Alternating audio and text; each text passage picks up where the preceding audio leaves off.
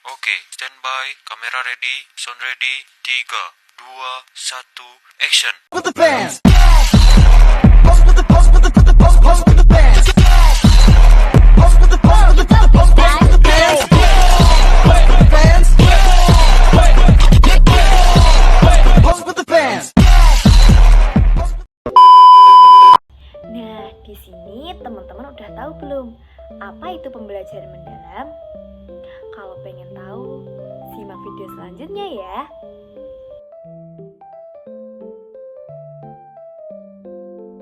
Apa itu pembelajaran mendalam? Nah, pembelajaran mendalam adalah proses belajar yang mendorong peserta didik untuk memahami suatu materi secara menyeluruh. Tidak hanya menghafal, tetapi mampu menghubungkan, menganalisis, dan menerapkan pengetahuan dalam berbagai situasi. Misalnya, setelah belajar tentang lingkungan, peserta didik tidak hanya tahu pengertiannya, tetapi juga bisa menjelaskan penyebab pencemaran dan melakukan tindakan menjaga kebersihan di sekitarnya. Kemudian, latar belakang. Indonesia menghadapi masa depan yang semakin kompleks, cepat berubah, dan penuh ketidakpastian akibat perkembangan teknologi serta meningkatnya keberagaman masyarakat. Kondisi ini membuat pendidikan harus mampu menyiapkan peserta didik yang mandiri, adaptif, tahan banting, serta memiliki pola pikir bertumbuh. Jadi maksud dari tahan banting itu, pendidikan harus menyiapkan peserta yang tidak mudah menyerah, terus bisa berkembang gitu. Meskipun akses pendidikan dasar dan menengah sudah meningkat, kualitas pendidikan masih rendah, tercermin dari skor PISA Indonesia yang berada di bawah rata-rata negara lain. Permasalahan kualitas ini diperparah oleh praktik pembelajaran yang masih tradisional, berpusat pada ceramah dan menekankan hafalan sehingga tidak mengembangkan kreativitas serta kemampuan berpikir kritis peserta didik.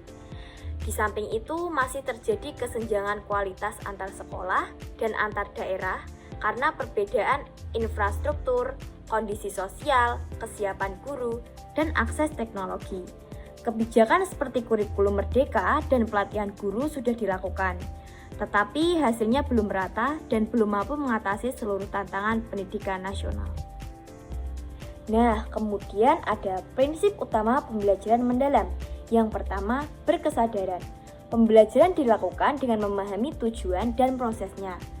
Contohnya, sebelum pembelajaran dimulai, guru menjelaskan, hari ini kita belajar tentang daur air, agar kalian paham bagaimana hujan terjadi dan mengapa air harus dijaga.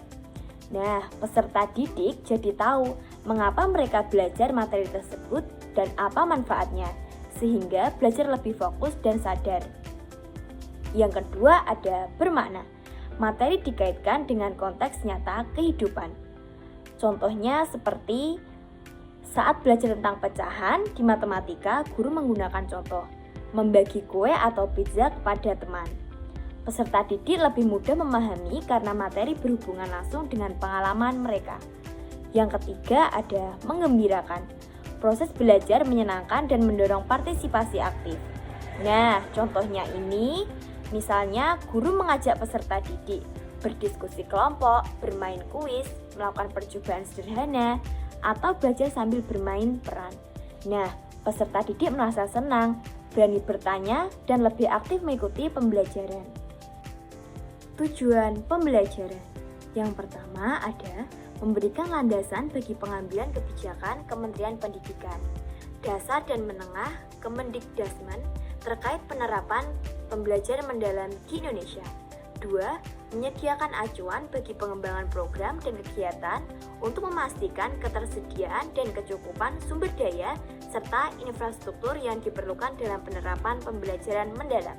Yang terakhir, mendeskripsikan kerangka kerja strategis implementasi pembelajaran mendalam yang meliputi kerangka waktu dan distribusi tugas fungsi unit utama di lingkungan Kemendikdasmen. Selanjutnya ada ruang lingkup pembelajaran mendalam. Yang pertama, konsep akademik pembelajaran mendalam dengan prinsip pembelajaran berkesadaran, bermakna, dan menggembirakan. Yang kedua, faktor pendukung yang perlu dipersiapkan untuk menerapkan pembelajaran mendalam dalam sistem pendidikan Indonesia pada jenjang pendidikan anak usia dini, pendidikan dasar, dan pendidikan menengah. terutama pada aspek infrastruktur, sumber daya manusia, dan kebijakan. Nah, contoh pada aspek infrastruktur ini tuh, contohnya tuh seperti ini. Ruang kelas yang layak dan nyaman, terus buku, alat peraga, dan media pembelajaran itu terpenuhi. Nah, kemudian sumber daya manusia. Nah, aspek sumber daya manusia ini tuh, contohnya tuh guru harus siap dan mampu menerapkan pembelajaran mendalam. Contohnya, guru memahami konsep pembelajaran mendalam terlebih dahulu dan tidak hanya mengajar dengan ceramah. Terus yang terakhir itu ada aspek kebijakan. Nah, aspek kebijakan ini tuh aturan dan kebijakan pemerintah harus mendukung penerapan pembelajaran mendalam. Contohnya, kurikulum yang memberi ruang bagi pembelajaran aktif seperti kurikulum merdeka. Terus sistem penilaian yang tidak hanya menilai hafalan, tetapi juga pemahaman dan keterampilan. Nah, kita sudah ketahui materi dari bab 1 pembelajaran mendalam. Kesimpulan yang dapat kita ambil adalah pendidikan Indonesia masih menghadapi tantangan kualitas di tengah perubahan zaman yang cepat. Sementara hasil kebijakan seperti kurikulum merdeka belum merata. Dengan memanfaatkan keberagaman budaya, teknologi, dan peluang bonus demografi, penerapan pembelajaran menyenangkan atau PM yang berprinsip berkesadaran, bermakna, dan menggembirakan diharapkan dapat memperbaiki mutu pembelajaran serta menyiapkan generasi yang adaptif, kompeten, dan berkarakter.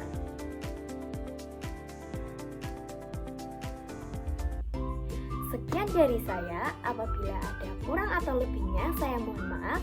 Wassalamualaikum warahmatullahi wabarakatuh. Bye.